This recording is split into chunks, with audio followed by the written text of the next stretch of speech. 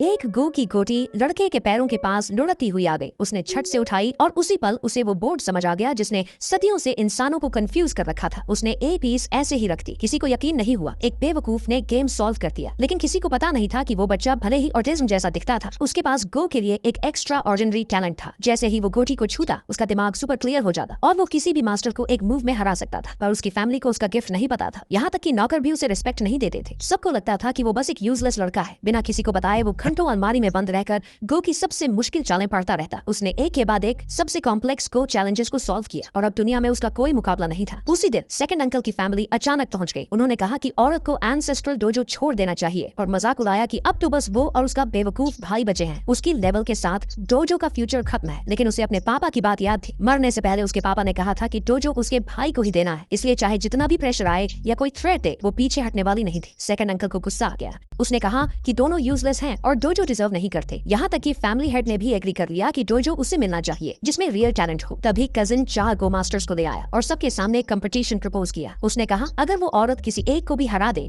तो वो स्पर्धा से हट जाएगा, लेकिन अगर वो एक भी गेम नहीं जीत पाए तो उसे अपने भाई के साथ जाना होगा और कभी वापस नहीं आ सकेगी। वो जानती थी कि उसका कजिन पूरी तैयारी से आया है, क्योंकि जो खिलाड़ी वो लाया था उनकी चाल इतनी खतरनाक थी कि वो एक मूव में किसी को खत्म कर सकते थे। लेकिन अब उसके पास पीछे हटने का कोई ऑप्शन नहीं था। वो बोर्ड के सामने बैठ के पूरी तरह से लड़ने के लिए रेडी थी। शुरुआत बराबरी की थी, लेकिन जब 38वीं गोटी रखी गई तब सब कुछ बदल गया। सामने वाले ने अपनी पहली स्पेशल मूव खेली। उसकी एक गोटी तुरंत निगल दी गई और बोर्ड पर एक इवल स्पिरिट दिखाई दी। वो शांत रही, स्ट्रैटेजी में कोई गलती ढूंढने लगी। जब उसे लगा कि एक कमजोरी मिल गई है, तभी बच्चे ने उसे चेताया कि वो एक ट्रैप है। जैसे ही अगली गोटी गिरी, उसकी चाल पूरी तरह से टूट गई। तब उसे समझ आया कि सब कुछ शुरू से प्लान किया गया था। उसे कुछ समझ नहीं आया और वो डर से पसीना पसीना हो गई। फिर अचानक खून थूक दिया। लोगों को लगने लगा कि अब वो हार चुकी है, लेकिन उसी वक्त जब सामने वाले ने देखा कि वो अब भी हार नहीं मान रही, उसने अपनी दूसरी स्पेशल मूव चला दी। उसकी पूरी डिफेंस सील कर दी गई। अब जीतने का कोई चांस नहीं बचा था। फैमिली हेड ने उसकी हार डिक्लेयर कर दी और कहा कि अब वो अपने भाई के साथ चली जाए, लेकिन तभी उसका कजिन बीच में आ गया। उसका असली इरादा था दोनों को खत्म करना। उसने कहा कि एक गेम तब तक अधूरा नहीं छोड़ा जा सकता जब तक पूरा खत्म ना हो। तभी बच्चा खड़ा हुआ और बोला कि वो जीत सकता है। कजिन ने एक गोटी उसकी तरफ फेंकी और कहा अगर खेलना है तो ये मौका है। बच्चे ने गोटी उठाई, उसकी आंखें चमक उठी और बिना झिझक के बोर्ड पर चढ़ गया। सामने वाला हंसने लगा, बोला कि अगर वो अंदर गया तो जिंदा बाहर नहीं आएगा। फिर उसने तीसरी टेक्निक का यूज किया। एक गोटी गिरी और बच्चे को काली एनर्जी ने चारों तरफ से घेर लिया। पूरा बोर्ड नर्क बन गया। सबको लगा बच्चा भी खत्म हो जाएगा, लेकिन अगले ही सेकंड उसकी आंखों में गोल्डन लाइट चमकी। उसने धीरे से एक गोटी रखी और वो जानलेवा ट्रैप तुरंत गायब हो गया। उसने बड़ी आसानी से तोड़ दी थी उस सीक्रेट टेक्निक को जो भगवान की कही जाती थी।